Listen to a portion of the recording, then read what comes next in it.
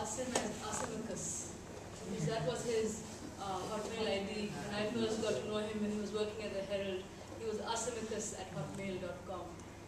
And that's when I just think of him and his generous spirit and his creative passion and all that he did for Karachi, you know, his passion for the city, like Ahmed Ali said that what Mazhar just read out, you know, what he did, taking art to the public and just putting it out there. And it didn't matter if people didn't understand a lot of it or it was very esoteric, ye kya bana diya, you know, but it was out there and it made an impact, especially that I Heart Karachi sign at a time when we were going through such a bad time. And he, you know, I think lifted our spirits with that. And, you know, we all know that Asim had this dark side, this tormented side. It came out in his paintings, it came out in a lot of his work.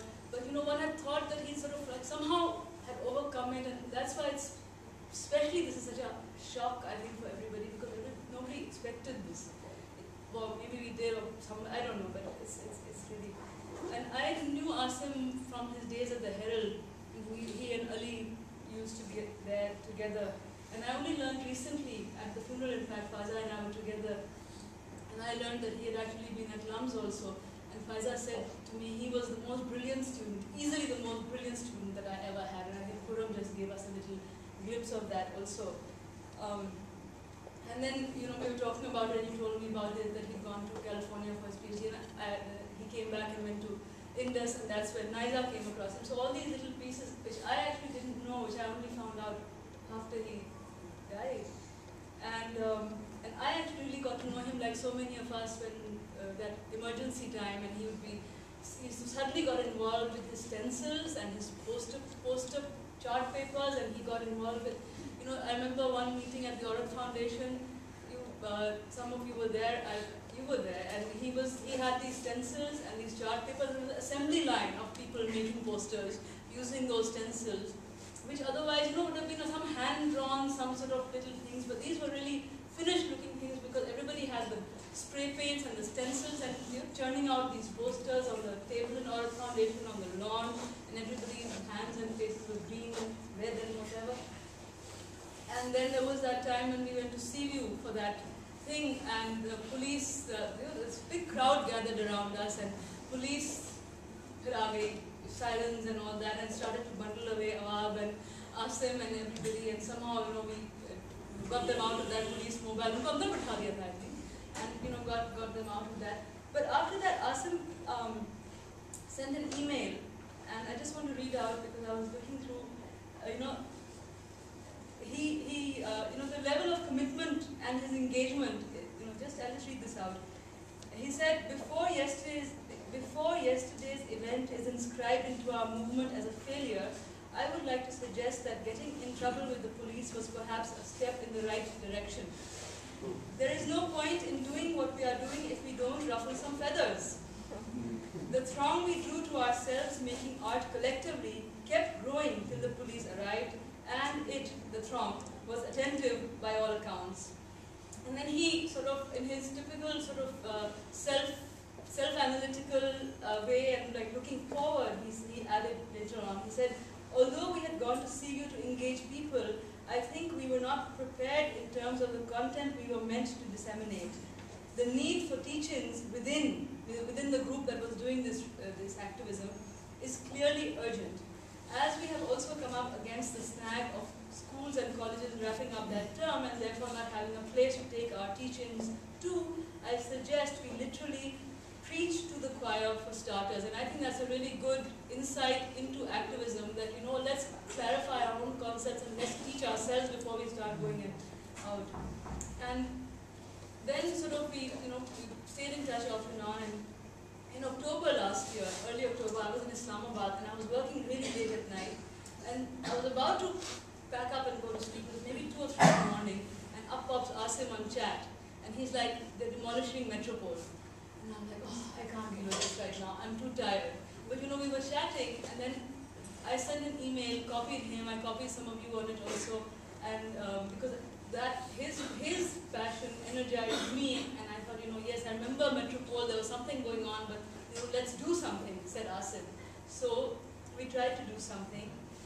And then Asim wrote back with an update, and I'm quoting from that email. He said, this is back in October, huh? The concerned contractors erected scaffolding around the facade last week. On Saturday, they draped it with tarpaulin, and since Monday, they've been going at it with pickaxes. I spoke to the contractors who say the facade must come down this month. I would like to be able to get a stay on its demolition, and I'm wondering how I can go about this. So then I, emailed some lawyers, and they weren't very helpful. Nobody was very helpful about the stay, but we did try to, see what could be done.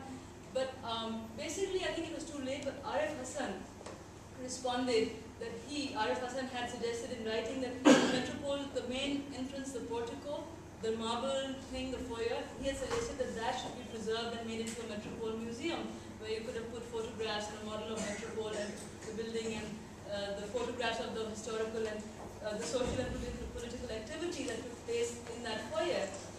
And in the meantime, when Asim started that Metropole, that stay or Metropole demolition group that I think many people here are members of, and this came to the attention of the Metropole owners. This is the power of Facebook. So as soon as it came on Facebook, the stay on Metropole thing, or maybe it was the emails that were going around, somebody forwarded something to somebody, and Happy Minwala's manager, Herald.mov, contacted us and said he'd like to have a meeting.